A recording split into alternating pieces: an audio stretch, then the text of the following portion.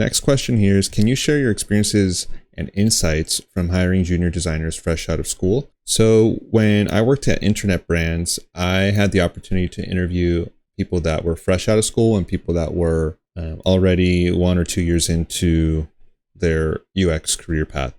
And what I've discovered is that those who had real work experience and those who created hypothetical work or hypothetical portfolio pieces, the key difference there is the lens that they portrayed. I interviewed 2 women that were applying for an entry-level position in user experience design. What I discovered was that they both had great work to show, but one of them had a stronger lens for articulating their work in a way that speaks to problem solving in the realm of business.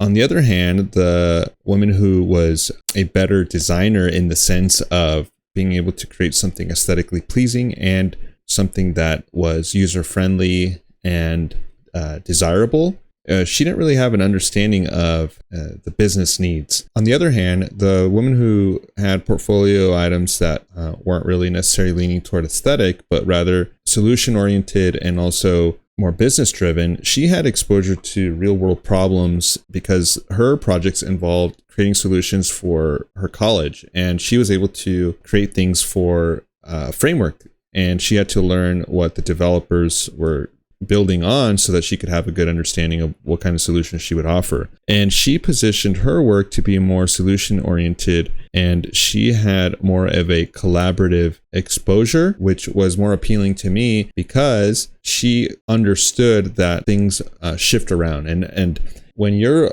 promoting portfolio pieces that have no boundaries, you're just able to kind of express an idea, even though it might be methodical and still using UX principles. When it hasn't hit the market, you haven't really learned much. 90% of businesses fail anyway. So a user experience portfolio item isn't really valuable to me unless it's hit the market and it's been surviving. So that's the way I look at it. Even if someone doesn't have the skill set or isn't up to par in terms of being able to express their UX abilities, I'm going to hire the person who understands business slightly more, or can at least convey that they understand the lens of business slightly more.